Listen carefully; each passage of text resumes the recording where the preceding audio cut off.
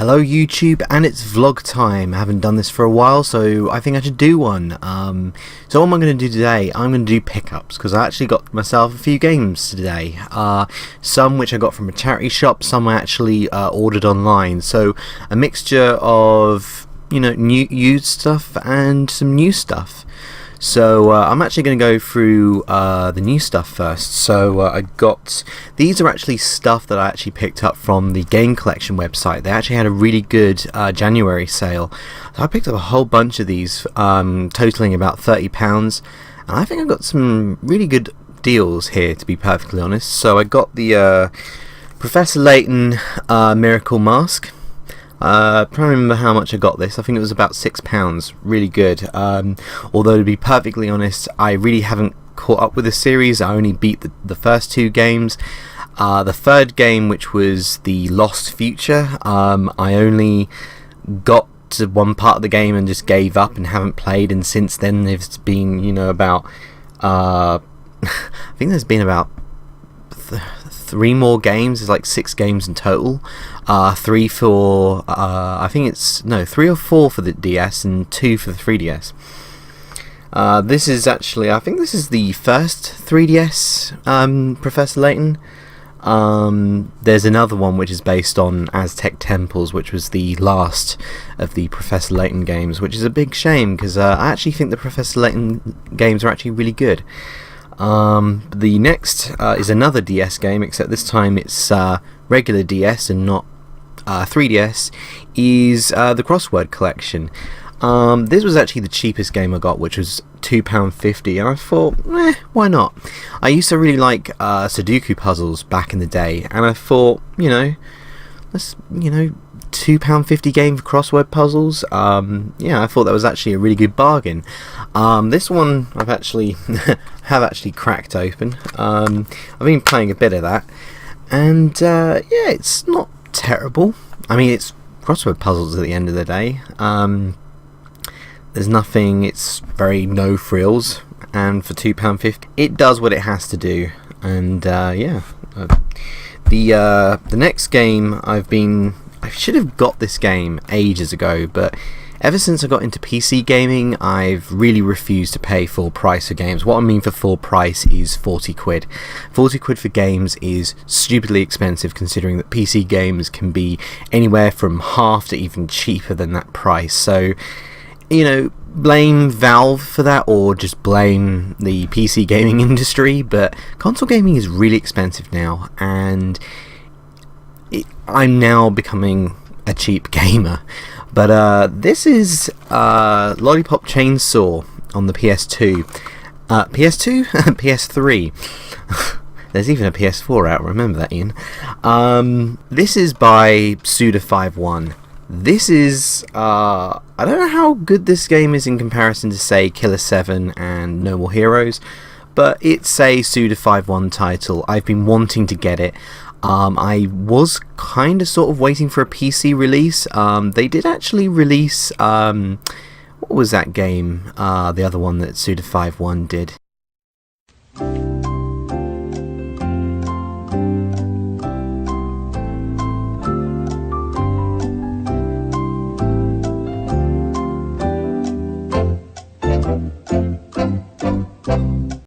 Okay, I had to look that up, which is really embarrassing. I should have actually made a note of it, but the game I was talking about was a game called Killer is Dead. That game did actually get a release on Steam, which is awesome, but Lollipop Chainsaw didn't, and that was a bit of a shame, but I actually got this game. This was actually one of the more expensive games in this pile of games I got.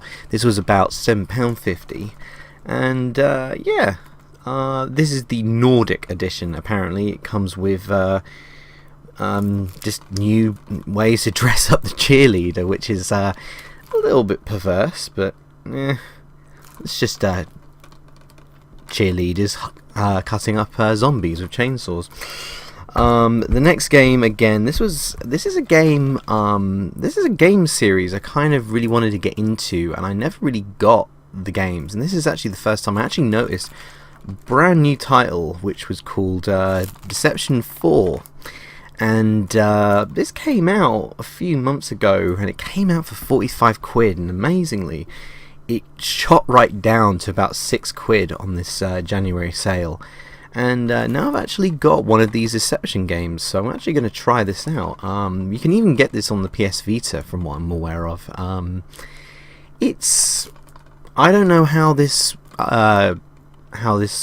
compares with the other games in the series. There's Tecmo's Deception, and there's the other titles, which I can't think of the name right now, but no, I really want to try this out because I've never played these games before, and I will probably try and hunt on eBay and see if someone is selling a cheap copy of Deception on the PlayStation 1. Last but not least in this pile of new games, I picked up Metal Gear Rising. Now, I already own this game on Steam. Yeah, I already own it. I already own the game, but just like with the crossword puzzle game, this was £2.50 as well. This is an awesome game that everyone should have, especially, I say especially, even if you're not a Metal Gear Solid fan, this game is awesome. If you like games like Bayonetta and Devil May Cry and those kinds of action games, this is awesome, by the way.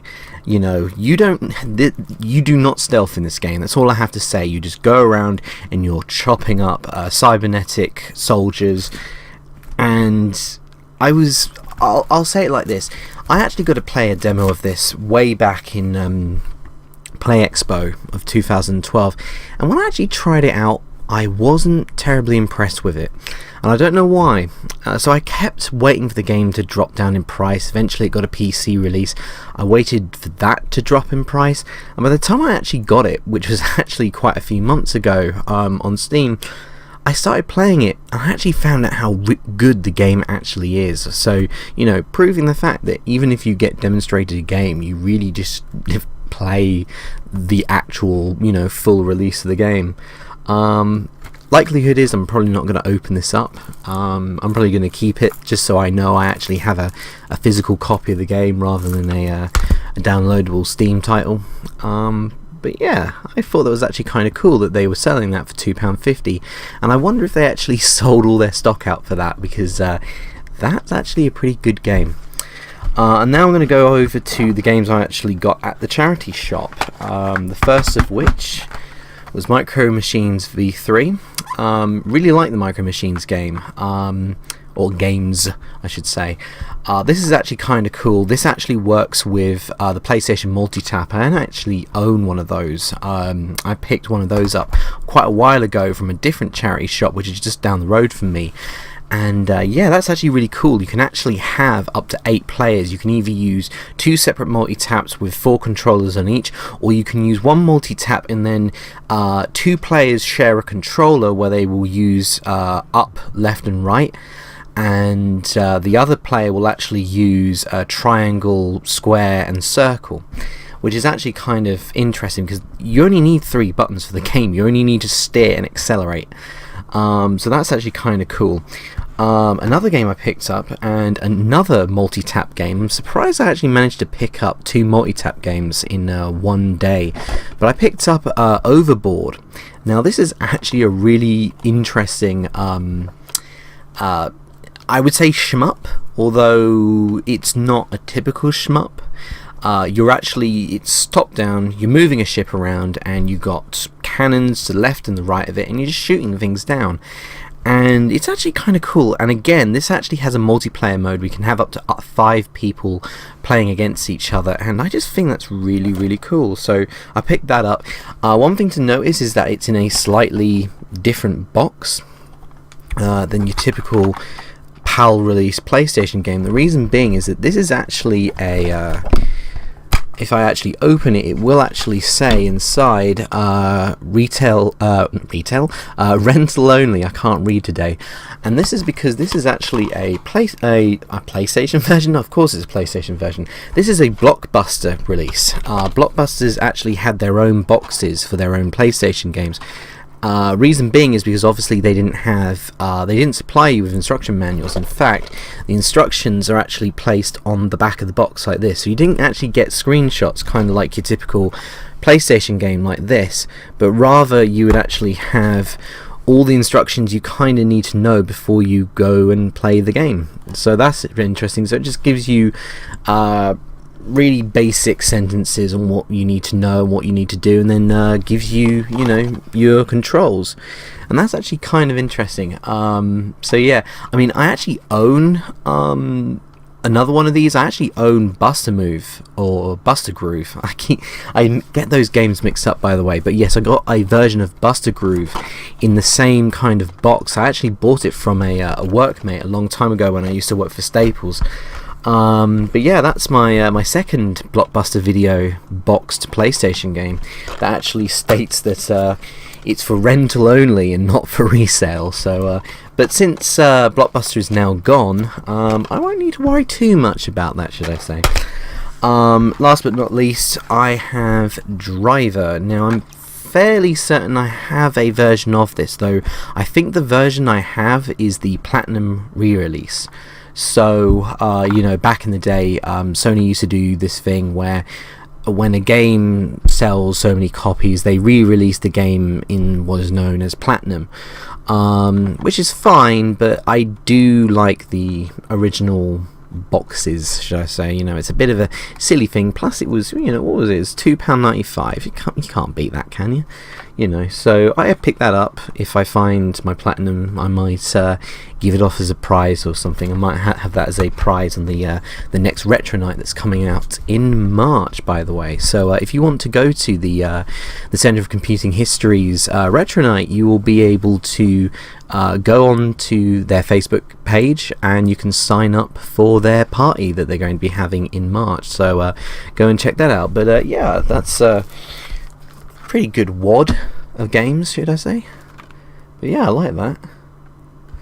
I think I'm going to play some of those. I'm out.